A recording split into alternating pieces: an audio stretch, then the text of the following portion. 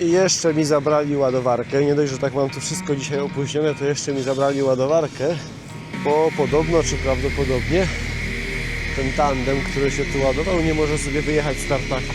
Trzeba mi obejść tutaj, chyba przez dyszel przejdę do przodu, zobaczyć, czy uda się go wyciągnąć tą ładowarką.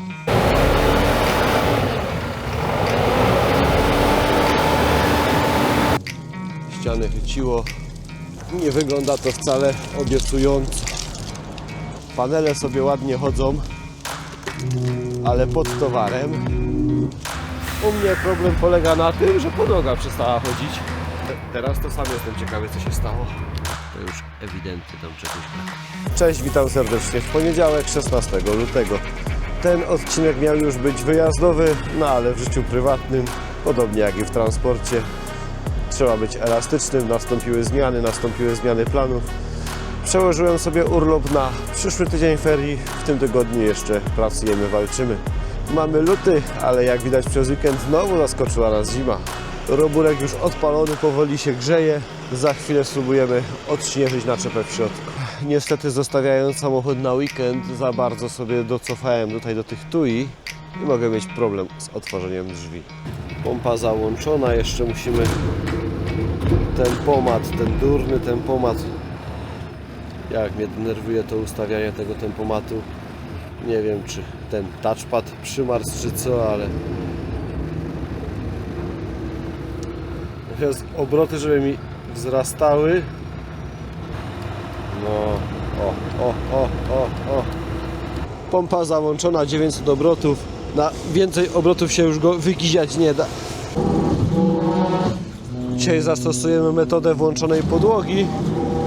Pomalutku coś się już tego śniegu zaczyna usypywać, ale wydaje mi się, że ściana nie ruszyła, że się ślizga.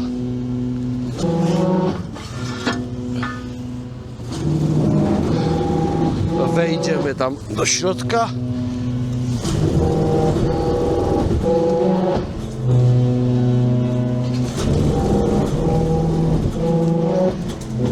I może jak staniemy na ścianie, to będzie chciała ruszyć. Nie bardzo. To może jak ją będę trzymał za rączkę, to pojedziemy. Cofa się. Ale już tego śniegu trochę spadło.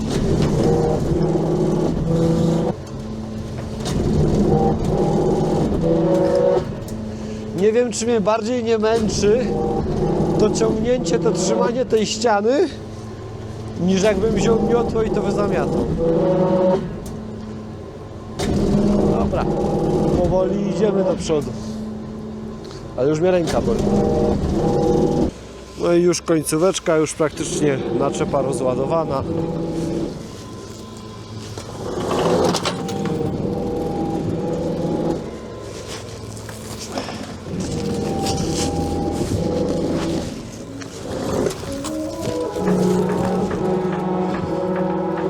Gotowe.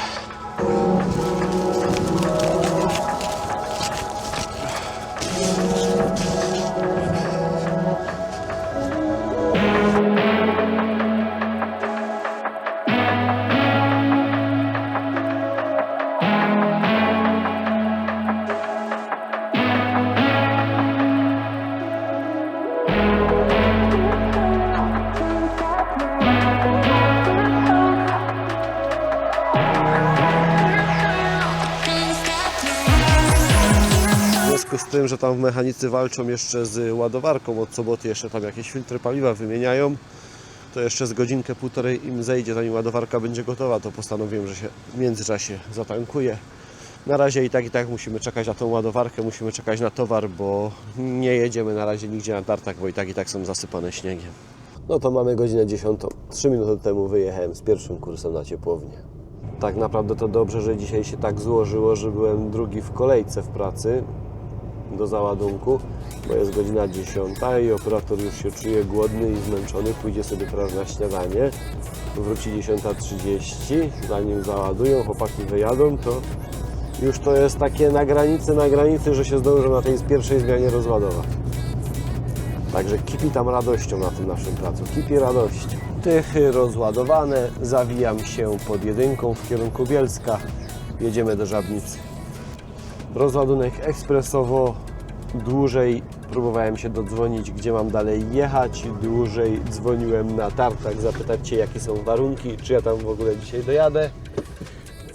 Jedziemy do Żabnicy. Operator mi powiedział, żebym wjeżdżał tak jak ostatnio, czyli u góry zawracał i będziemy cofać pod kubkę. Mijam sobie pomalutku Żywiec. W zeszłym tygodniu mniej więcej w tym miejscu mówiłem, jaka to się fajna wiosna w okolicy robi i dzieci nie będą miały śniegu na ferie. No to dzisiaj pierwszy dzień ferii w województwie śląskim.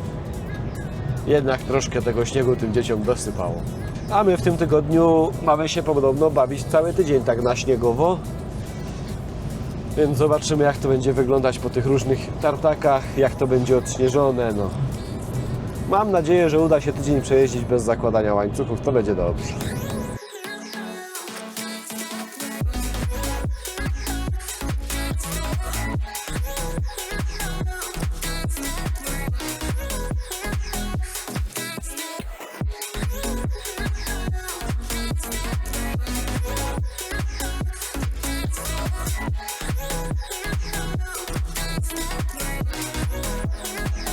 No to dzisiaj na placu jeszcze trudniejsze zadanie, bo tutaj się ładuje jakiś tandem, chyba to był, czy blandeka, tandem to jest.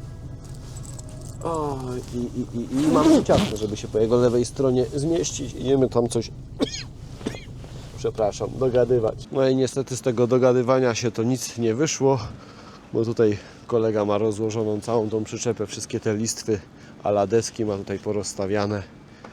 Nie chce mu się tego składać, nie jest na tyle łaskawy, nie wyraża ochoty współpracy. Był pierwszy na placu, jemu się spieszy. Także jeszcze z godzinę muszę poczekać, zanim on się załaduje. Tak wygląda dzisiaj mój wjazd. Tutaj sobie tak pomalutku człapię z nogi na nogę, bo tutaj znowu jest lód. Pod tym śniegiem dowaliło im tu dosyć tego śniegu w nocy dowaliło. Tak to mniej więcej wygląda, no. Że 30-40 cm śniegu przywaliło. Idę sobie tutaj na dół, bo chłopaki mają mi przygotować sól. Bo się zastanawiałem, czy na ten lód tu zakładać łańcuchy. Zanim tamten tandem się u góry załaduje, to ja sobie tutaj solą posypię i za tą godzinkę to chyba już fajnie puści. Przyniosłem sobie worek soli od chłopaków z hali. Tu już sobie zaczynam sypać w miejscu, w którym się będę ładował i tak mniej więcej po śladach kolejn. I tak chyba tutaj przed mostkiem skończę. Jak się już załaduję i się rozpędzę pod górkę, to tu już przez ten mostek sobie przeskoczę. Tutaj już nie będę tej soli marnował. A już fajnie słychać, jak pyka, jak strzela ta sól. Tylko się zastanawiam, jak grubo ten lód tutaj jest ujeżdżony. I czy jeszcze sobie coś tutaj poprawić, posypać. Na razie sobie tamtą resztkę soli w worku zostawię. Najwyżej tu jeszcze za chwilę coś sobie jeszcze poprawię i jeszcze raz tą solą przesypię. To worek soli zesypałem. Niech to sobie powolutku tutaj gryzie. Tak jak mówiłem, przed mostkiem skończyłem sypać. Mam nadzieję, że od tego momentu już będzie ok. Dajmy tej soli trochę popracować. Ja się idę zagrzać. Zakładaliśmy, że to potrwa godzinę. Okazało się, że jeszcze te ostatnie palety, co wchodziły na solówkę i na przyczepę, nie wchodziły. Tak jakby nie dało się ich z boku załadować. Musiał je załadować od tyłu, więc znowu przepinanie, przekładanie wszystkich belek, rozpinanie tych pasów, co są z tyłu na krzyż zapięte. Żeby załadować na solówkę, to się musiał tak wyłamać. No już mi się tu kończy składać i będziemy się mijać i zaczynam cofanie. No i cofnąłem sobie powolutku. Zaczynamy załadunek. Jedynie tu z zderzakiem poszedłem po zaspie. Tu już mi zaczęło puszczać. Tu już mam fajnie, praktycznie czarno i mokro. Tutaj za sobą był śnieg odgarnięty z samego rana. I w momencie, jak tylko kabiną minąłem mostek, zacząłem się prostować, to tutaj schodami przejechałem po tej zaspie śniegu i no i udało się. Na szczęście nie trzeba było nic poprawiać, podciągać. Dobra, zaczynamy w końcu ten załadunek. Zakładaliśmy, że potrwa to około godziny. Godzina 40 się zeszła. No. Dochodzi pomału 15. I jeszcze mi zabrali ładowarkę. Nie dość, że tak mam tu wszystko dzisiaj opóźnione, to jeszcze mi zabrali ładowarkę, bo podobno, czy prawdopodobnie, ten tandem, który się tu ładował, nie może sobie wyjechać z tartaku. Coś się to chyba wydarzyło, zaraz zobaczymy. No i faktycznie nie podjechał tym tandemem, bo tu jest takie malutkie przełamanie, mała góreczka tu jest, no ale nie rozpędził się i stanął. A tu jest tak wąska ta dróżka, to już parę razy widzieliście na przykład na ujęciach z drona, że tu nie ma za bardzo pola manewru, a zresztą nie wiem, czy już tutaj płotu nie rozdupcył. Tak, tu już nie podjechał, już tutaj przyczepą rozwalił płot. Tutaj tak samo widzę, że go ściągnęło tutaj przy tym żywopłocie. Pasowałoby mi obejść tutaj, chyba przez dyszel przejdę do przodu, zobaczyć, czy uda się go wyciągnąć tą ładowarką.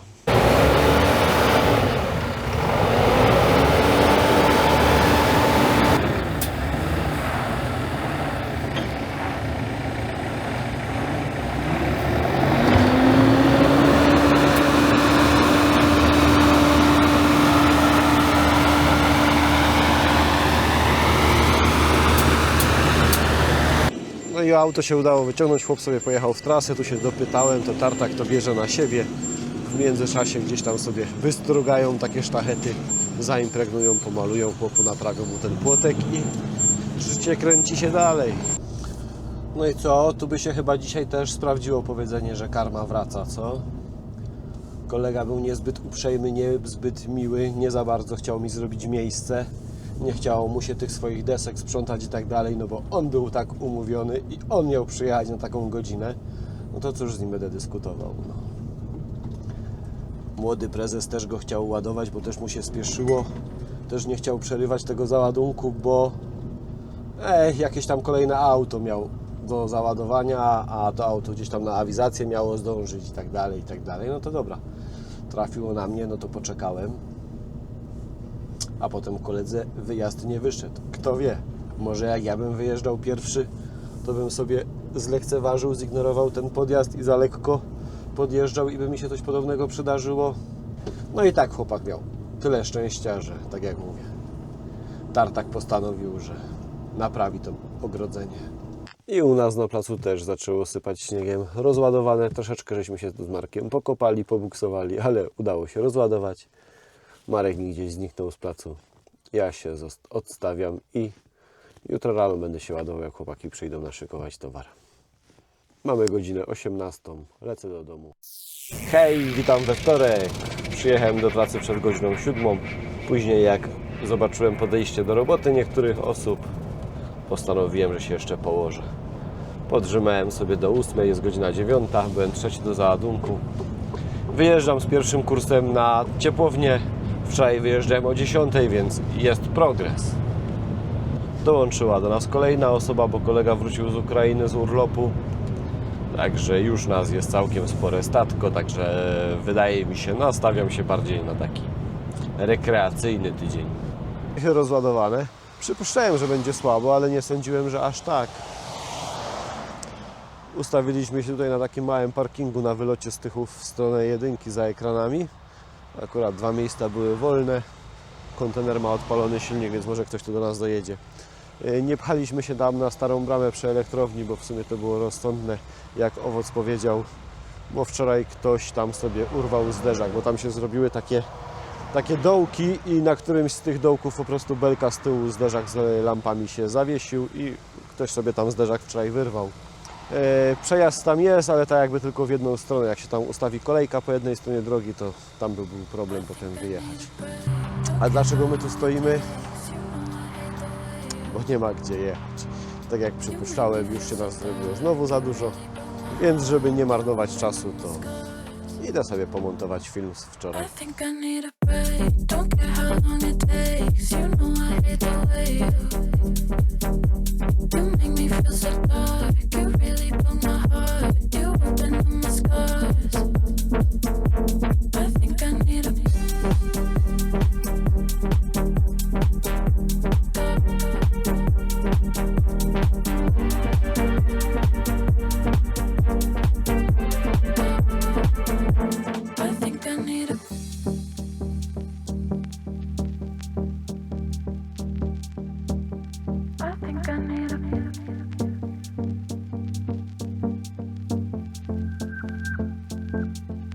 think I need a break. Don't care how long it takes. You know I hate the way you make me feel so dark. You really broke my heart. You opened up my scars. I think I need a break. Don't care how long it takes. You know I hate the way you make me feel so dark. You really broke my heart. You opened up my scars. I think I need a break.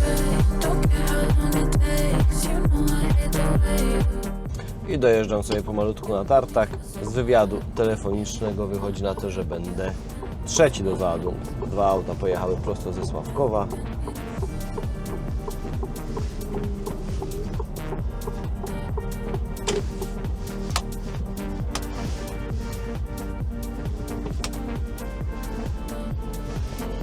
Teoretycznie na pierwszy rzut oka 4 samochody powinny być do załadunku. Jestem trzeci.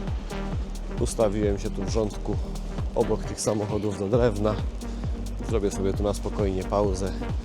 Troszeczkę mi ryjek przyśnieżyło. Tak może nawet bardziej niż troszeczkę.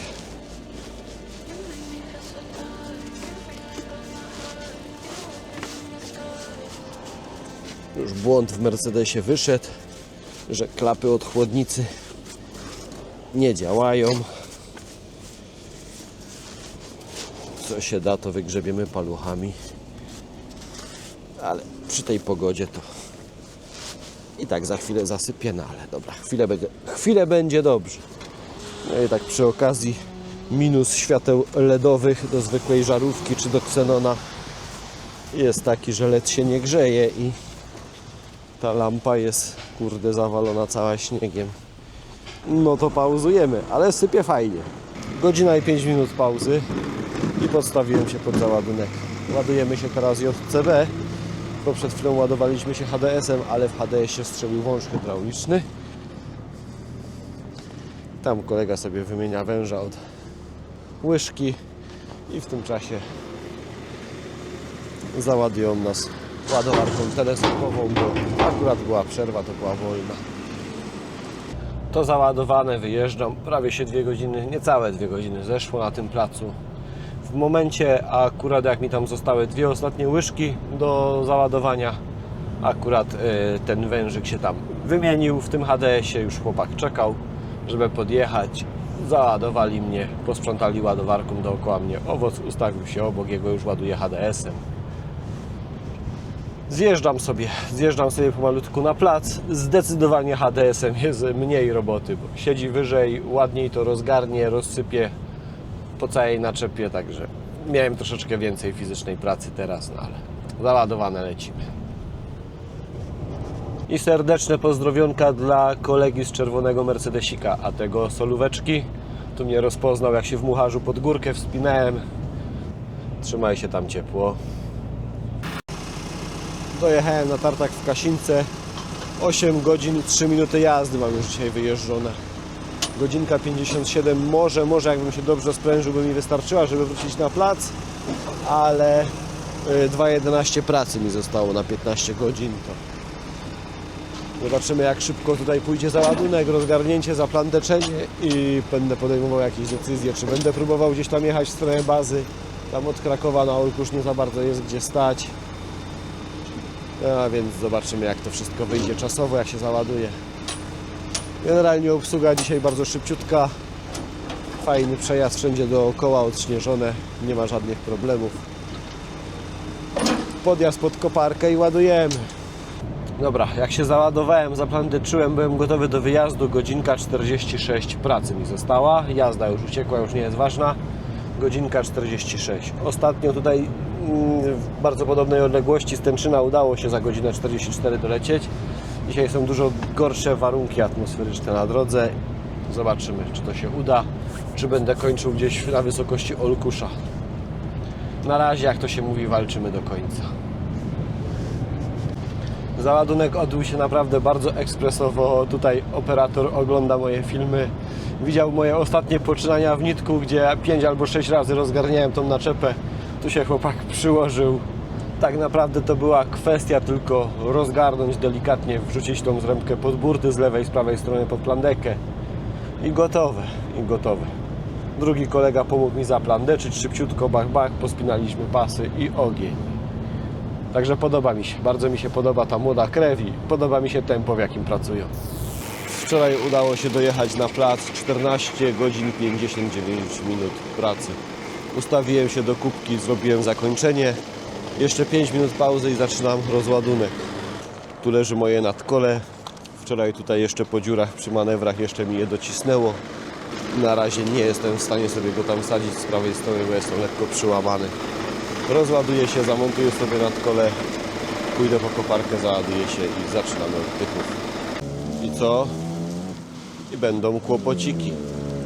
Pompa włączona, podłoga idzie. Dobra, idę po czołówkę. No i tak to na razie wygląda. Środkiem jakby się chciało troszeczkę zrywać, ale ściany są przymarznięte. Ściany chyciło, może trochę musi popracować i puści. Na razie bez zbędnych emocji. Dajmy temu trochę czasu. O, zerwało. Już słychać jak szura, dobra. Okej, fajnie idzie.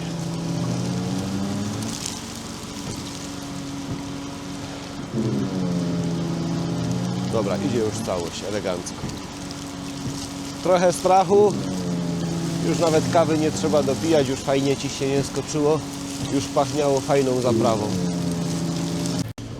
Przyszedłem sobie jeszcze skontrolować, bo mi tam coś się po ośkach naczepy nie podobało z naciskiem. Trochę się ściana zatrzymała, jest lekka przerwa. Ściany przymarznięte, ale już idzie cała ściana, bo ją musiało chwycić na początku. Tychy rozładowane, wjeżdżamy sobie na żawnicę, na tartak.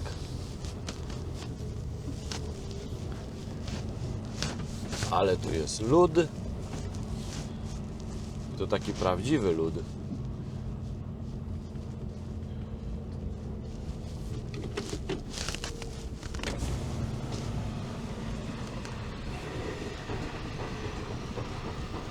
Już ABS-y już stukają.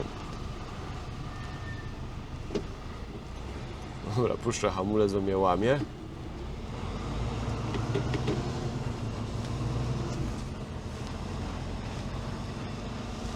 Płotek nie naprawiony dalej. Oj, trzeba się tu będzie bardzo porządnie rozpędzić na wyjazd. Idę poszukać kierowcy z tego DAF-a. Zobaczymy, ile mu tam jeszcze zostało do załadunku czy rozładunku. I jak on by mi się usunął, to będę sobie cofał tam na dół. No i co, sobie pomalu zbudowało mi tam miejsce wrócić, nie wiedziałem, że tego koncentrator się rozładuje, bo dopiero się rozładuje, bo to będzie załadować. Tam tu jedna za naczepą, bo już palety zostawił, bardzo mi się podoba.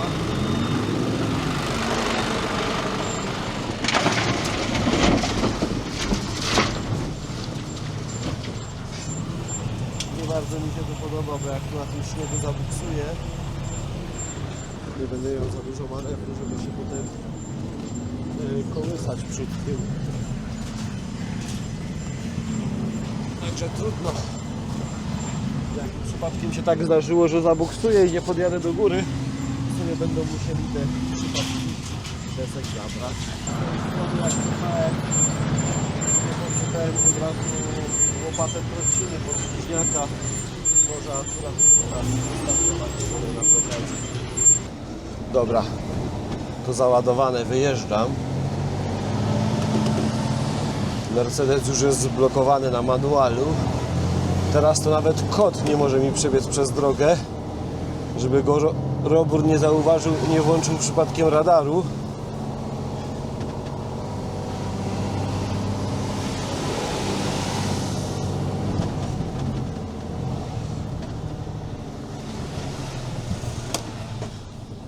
Dobra, poszło elegancko. Przynajmniej do tamtego momentu, bo tu mam zajęte z prawej strony i jedziemy powolutku. Ok.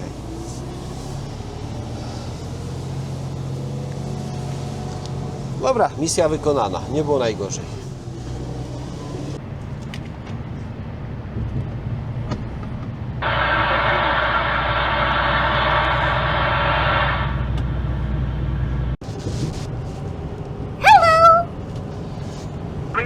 Gierku, siema. Cześć orły wy moje. A to wiesz, w końcu my się znowu zjednoczyli. No widzę, bo tam Łukasz wczoraj strasznie mówił, że tęskni. Tak to czasami była, tam spokojniczko do zjazdu. No, tak mówił, nie ma to jak yerbę z Bartkiem wypić. Te chłopie do Flory, to są Flory. Mamy już 19:20 w czwartek. Ja jak załadowałem tą żabnicę, pojechałem ją rozładować na bocznicę kolejową na pociąg, potem pojechałem na ciepłownię, tam przerwa zmianowa, kolejka, obiad, tego typu rzeczy, nic ciekawego. Tu do Siedziny jechałem 101 km przez 2,5 godziny jazdy, a niecałe 3 godziny pracy. Wszystko zakorkowane, Bieruń, Oświęcim, Wadowice, także przesympatycznie. Tu na miejscu, na tartaku i tak jest ciemno. Nawet nie miałem ochoty już tu nic nagrywać, po prostu tu przyjechałem i ręce mi opadły, jak zobaczyłem znowu wszędzie porozpierdzielane paczki po całym placu. No chyba na 9-10 razy się musiałem łamać pomału i każdy ruch zmieniałem delikatnie kąt naczepy, żeby się wepchać pod tą ładowarkę. Ciasno jak fix, ciemno, już mi się naprawdę nie chciało biegać z tą kamerą. Psychicznie mnie zrujnował ten tartak.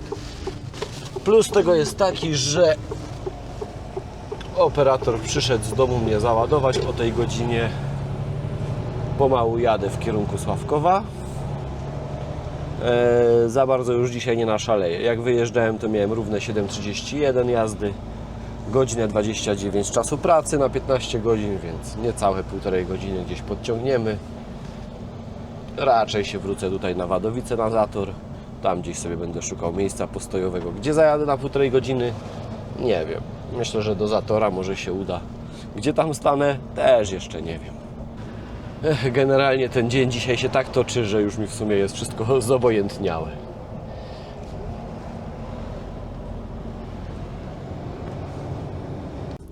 I jak człowiekowi się spieszy, czyli w sumie jak zawsze, ale jak mu się spieszy jeszcze bardziej niż zawsze, to jeszcze musi jakiś przejazd kolejowy trafić czy coś. Dobra, czekamy na ciuchcie.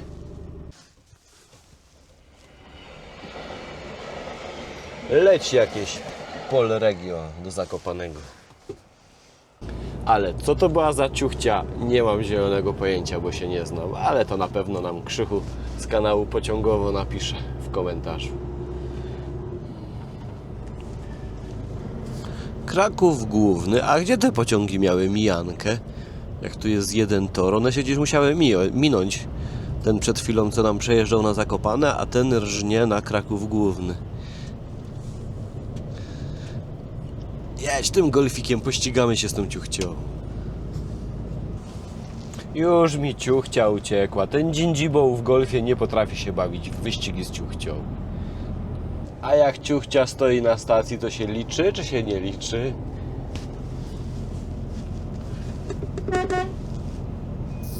Cześć, dzień dobry, w piątek. Ustawiłem się w ten sposób przy takim płotku. Tutaj jest droga dojazdowa do jednego z tartaków, z których odbieramy towar. Ustawiłem się tutaj pod płotem, tak żeby przejazd był. Już przed chwilą wyjeżdżały kłonice do lasu po drzewo, także przejazd bez problemu. W tamtą stronę Zator, w tamtą stronę Chrzanów, tam jest Wisła, tam jest fajna ścieżka rowerowa, wiślana trasa rowerowa. Ustawiłem się tutaj bardzo mocno tego płotu. Nawet było wczoraj dosyć miękko, teraz jest bardzo duży mróz, minus 6 stopni chwyciło, ale nie jestem aż tak zakopany, żeby sobie połamać te plastiki. Nie przewidziałem jednej rzeczy, jak tutaj parkowałem, że tutaj start jest pod górkę, a ja jestem przytulony do zaspy, do tego płotu, więc jakby mi tu w nocy sypnęło śniegiem, to mógłbym mieć wesoło, żeby sobie stąd wyjechać. O, a nogi mam jak na szczudłach. Lecimy. Dobra, to dojechałem na rozładunek, otworzyłem już drzwi. Już Wam pokażę, że nie wygląda to wcale obiecująco. Drugie drzwi wyglądają tak samo. I tu, gdzie jest śnieg, to wcale lekko nie schodzi. Będzie miała problem ta podłoga to zerwać. I drugie drzwi wyglądają podobnie. Tutaj tylko tyle brakuje, co przykleiło się do drzwi. Idziemy włączyć pompę.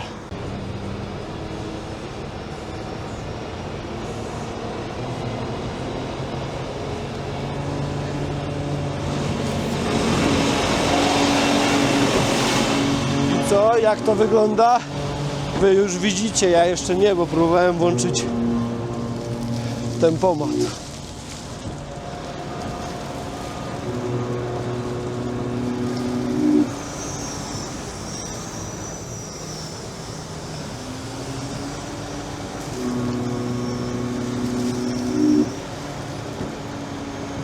No i tak, ściany nie były totalnie niczym posmarowane na noc. Panele sobie ładnie chodzą, ale pod towarem. Coś zaczyna pomalutku środkiem drgać, ale jeszcze nie ma siły wystartować. Tu podejrzewam, że to, że towar jest załadowany z kubką, też nie pomaga, że te belki u góry tam trzymają ten towar.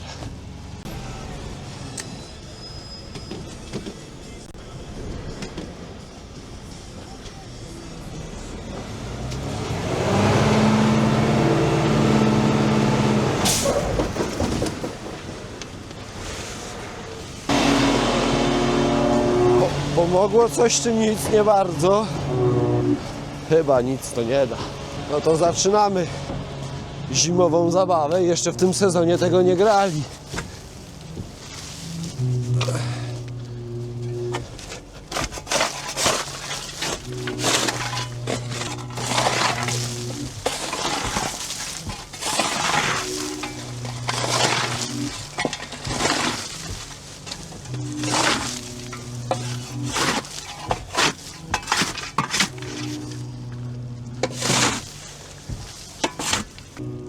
Musimy poczekać, aż się tutaj to trochę zesypie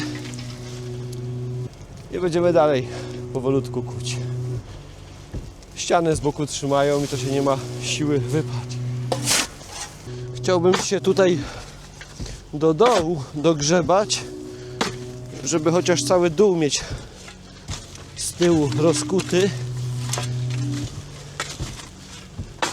bo tam jeszcze spodem przy panelach będzie mocno trzymać. A jak nie, to czekamy do wiosny.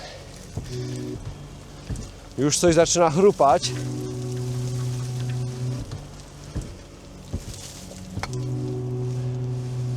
A to chyba tylko moje marzenia. Nie, ale dołem już czuję, jak coś chrupie. Laj, laj, laj, laj, laj, laj, laj.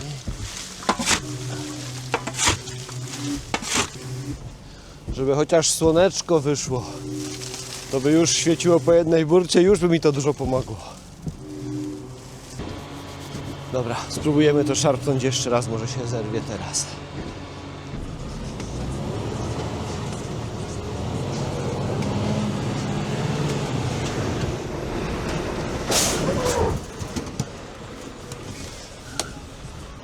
Dobra, to ja czekam na wiosnę, a potem wam powiem, ile czasu mi zajął ten rozładunek. 15 minut zerwało ścianę, idzie już normalnie. Już idzie cały towar, idziemy zobaczyć z przodu, jak to wygląda. Widzę, że ściana też poszła, odkleiła się, idzie już całość, jesteśmy w domu. No i koniec rozładunku. Została mi może 1/3 naczepy. Tutaj kolega obok mnie miał podobny problem, tak samo mu nie chciała ruszyć ta podłoga, ale przy okazji znalazłem nowy sposób. Podejrzałem u kolegów, bo dwóch ich się tu ustawiło, więc dobrym pomysłem jest też wejść na górę i z góry widłami podźgać na wysokości ściany i dosyć fajnie mu to puściło. U mnie problem polega na tym, że podłoga przestała chodzić. Tutaj mam jakiś wyciek oleju przy rozdzielaczu. Jak sobie przejeżdżałem z lewej na prawą stronę, widzę, że dużo tego oleju zgubiłem, ale nie chce mi się wierzyć, że aż tyle, żeby podłoga stanęła. W każdym bądź razie, w związku z tym, że jestem u siebie na bazie, to czekam na mechanika, dowiezie mi 20 litrów oleju, wlejemy hydraulikę i zobaczymy, czy to ruszy. Przy okazji też odkręciłem przewody od hydrauliki, zakręciłem, bo może kulka nie zaskoczyła, może się coś podziało, ale to jest wszystko tak, jak było, kurczę. Teraz to sam jestem ciekawy, co się stało. No i teraz to już całkiem zgubiałem. Po 15 minutach włączyłem podłogę i idzie dalej. Nie wiem, czy ona ma jakiś czujnik temperatury i się olej przegrzał i ktoś rozłączył system. Tym olejem dalej żygam. Kończę sypanie, jadę pod warsztat. Dobra, odjechałem troszeczkę od kupki, chłopakom się złamałem tutaj, żeby mieli dostęp do zbiornika z olejem hydraulicznym. Dodali 20, pojawiło się tutaj na wzierniku. Połowa, więc myślę, że wystarczy. No ale dobra. Że tak powiem, jak mnie już ta awaria wybiła z rytmu, to jedziemy pod warsztat naprawić to. I przy okazji zauważyłem, że tutaj na tym prawym wężu też przed tym motylkiem coś tam chyba popuściło na tej śrubie, na tym metalowym łączniku obrotowym, więc też to jadę dokręcić, jadę się wypinać, jedziemy się trochę powarsztatować. I gotowe, śrubka przy rozdzielaczu dokręcona, siodło z barem grafitowym nasmarowane, wąż od hydrauliki dokręcony, gumka od żółtej klamki wymieniona, bo już też syczała, lecimy, spinam się i jedziemy. I jesteśmy na krakowskiej obwodnicy w piąteczek o godzinie 16:20. Jak już się rano odkułem, naprawiłem, wysypałem 2 razy tychy i na wieczór, na deser dostałem jeszcze 1 tartak do odbioru. Lecę do Kasinki. W sumie po A4 to się bardzo fajnie jechało. Tutaj, w sensie mam na myśli od Mysłowic do Balic. Tu na A4 na obwodnicy Krakowa, to co zawsze, co piątek, także żadna nowość, żadne zaskoczenie. Bardzo mi się podobał ten manewr tym BMW. No i co? No myślę, że jeszcze co najmniej dobrą godzinkę mi zajmie, zanim do Kasinki dojadę, załaduję i wracam sobie z tym na plac. Jutro sobota pracująca, także dzisiaj bez ciśnienia. No to jestem w Kasince, poczekałem 15 minut, aż załadują swój samochód i ja jestem następny w kolejce. Myślę, że kwestia 15-20 minut i będę załadowany i pomalutku wracamy. O, leci już pierwsza łyżka. Działamy.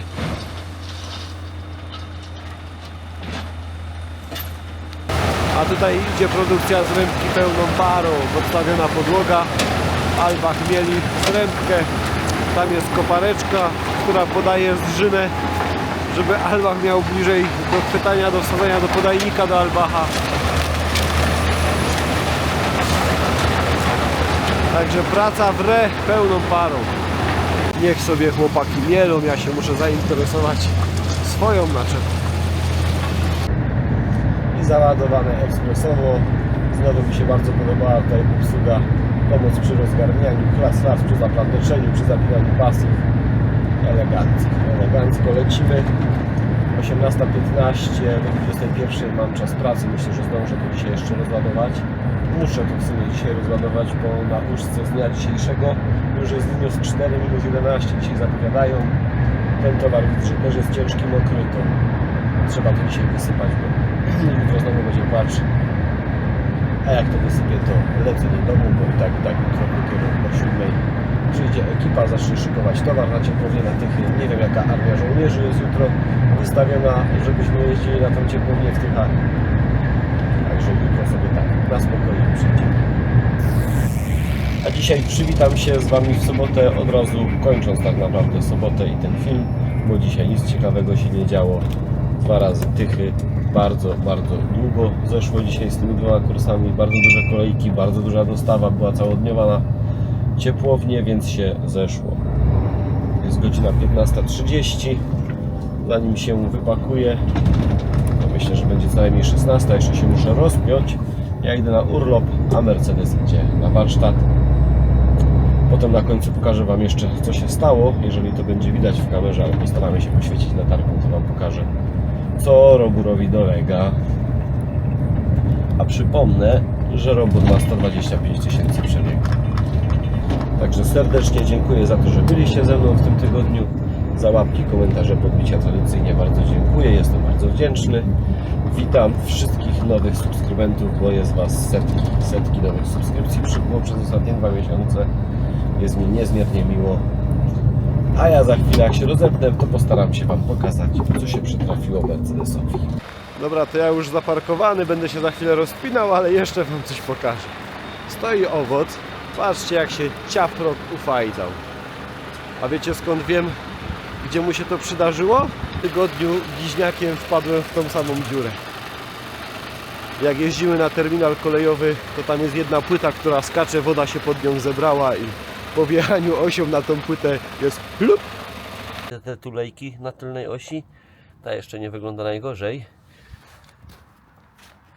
Z tej perspektywy to już ewidentnie tam czegoś brakuje.